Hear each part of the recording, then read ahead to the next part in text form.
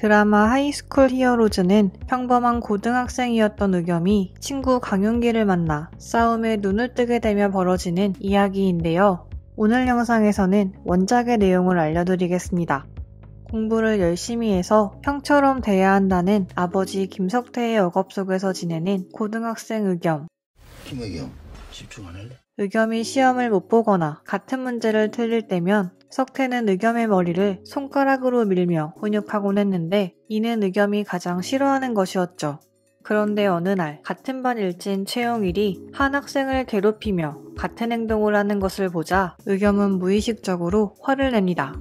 그대로 홍일에게 두들겨 맞은 뒤 홍일의 다음 타겟이 돼 괴롭힘을 당하던 의겸은 홍일이 형의 유품인 워크맨을 바닥에 떨어뜨려 밟아버리자 갑자기 돌변해 홍일을 패버립니다. 다음날 의겸은 자신의 행동을 사과하지만 사과를 받을 생각이 1도 없던 홍일로 인해 1학년짱 김승준과 싸우게 되는데요. 복싱을 배운 승준에게 맞기만 하던 의겸은 짧은 새에 승준이 하는 복싱 기술을 익혀 마침내 이기는 데 성공하죠. 이때 심판을 자처하며 의겸을 도와준 인물이 있었는데 전부터 의겸의 싸움 실력을 눈여겨보았던 같은 반 강윤기였습니다. 한편 의겸은 더 이상 싸움을 하지 않고 공부에 전념하겠다 다짐하지만 1학년장을 제압해버린 의겸을 그냥 내버려둘 리 없었죠. 그렇게 옥상으로 끌려간 의겸은 참으면 끝난다는 생각으로 다리 사이를 기어가며 지질하는 2학년짱 최지혁의 말에 복종하려 하지만 한순간 인내심이 끊어지며 최지혁은 물론 이후 3학년짱인 남승식까지 제압해버립니다. 그런데 윤기는 여기서 그치지 말고 아이들을 괴롭히는 타학교의 일진들을 혼내주자는 제안을 하는데요. 알고 보니 윤기 역시 만만치 않은 싸움 실력을 가지고 있었고 그렇게 두 사람은 하이스쿨 슈퍼히어로라는 이름으로 핑크색 복면을 뒤집어 쓰고 타학교의 일진들을 찾아가 때려주기 시작합니다. 의겸은 숨을 조여오는 것 같은 아버지의 억압, 그 억압을 사랑으로 표현하는 모순, 형의 잔재 속 사라져버린 자신의 존재에 대한 분노를 폭력으로 해소하며 점점 폭력에 중독되어 가죠. 그러던 어느 날 이걸재라는 인물이 학교에 전학 오는데요. 철저한 양육강식의 논리로 지배되는 문제아들만 모인 무명고의 최강자였던 그는 폭력으로 만든 질서의 끝이 어떤지 알기에 자의적 반, 타의적 반으로 이번 학교에서만큼은 조용히 지내려 하는 인물이었습니다.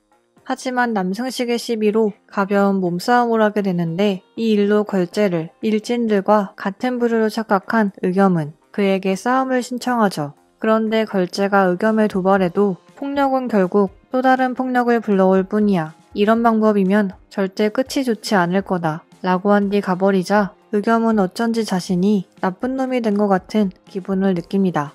한편 남승식은 걸재에게 졌다는 것에 불만을 품고 단체로 몰려가 그를 때려주려 하지만 오히려 걸재에게 역으로 얻어맞죠.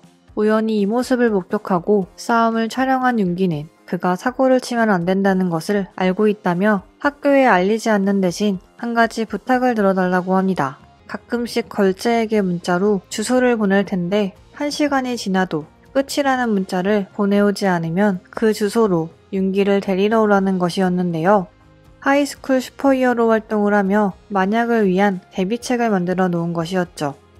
한동안 윤기는 늘 끝이라는 문자를 보내왔지만 어느 날 주소를 보낸 뒤 1시간이 지나도 끝이라는 문자가 도착하지 않자 문자 속 주소로 향한 걸재는 우리들에게 얻어맞고 있는 윤기와 손목이 부러진 채 기절해 있는 의겸을 발견합니다.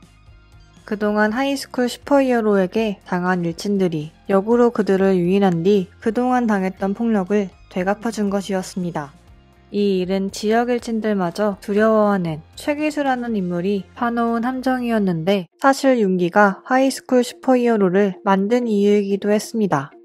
중학생 시절 윤기는 서울로 전학 간 친구가 최기수 무리에게 구타를 당해 의식불명으로 발견되자 친구들과 함께 최기수에 대한 복수를 계획합니다. 하지만 최기수가 한 학생의 발목을 부러뜨리는 잔인한 모습에 겁을 먹은 친구들은 윤기를 배신하고 도망쳤고 혼자서 최기수를 찾아갔던 윤기 역시 두려움으로 그에게 맞서지 못한 채 그대로 발걸음을 돌렸는데요. 그 뒤 윤기는 비겁하지 않으며 최기수와 싸울 수 있을 정도의 재능을 가진 사람을 찾아왔고 의겸의 싸움 실력이 늘도록 하이스쿨 슈퍼히어로 활동을 했던 것이었죠. 하지만 윤기의 예상보다 빠르게 움직인 최기수로 인해 윤기의 기준으로는 아직 실력이 모자라다고 판단되는 의겸이 최기수와 마주치게 된 것이었습니다.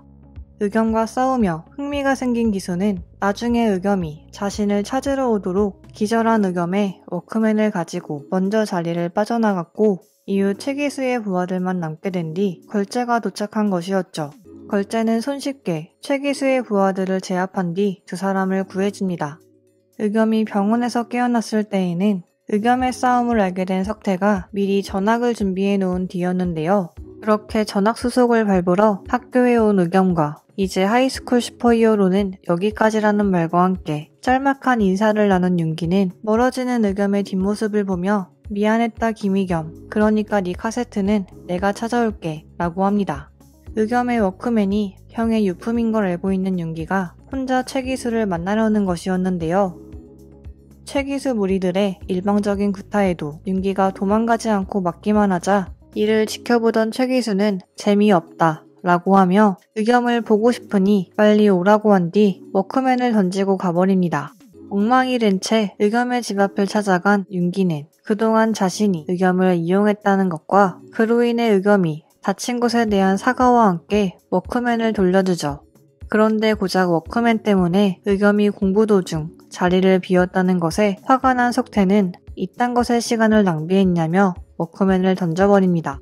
순간 참지 못하고 제발 그만해요 라고 소리친 의겸은 자신이 정말 형처럼 되길 바라냐고 묻는데요. 사실 의겸의 형 김수겸은 의겸에게 그다지 좋은 형이 아니었습니다.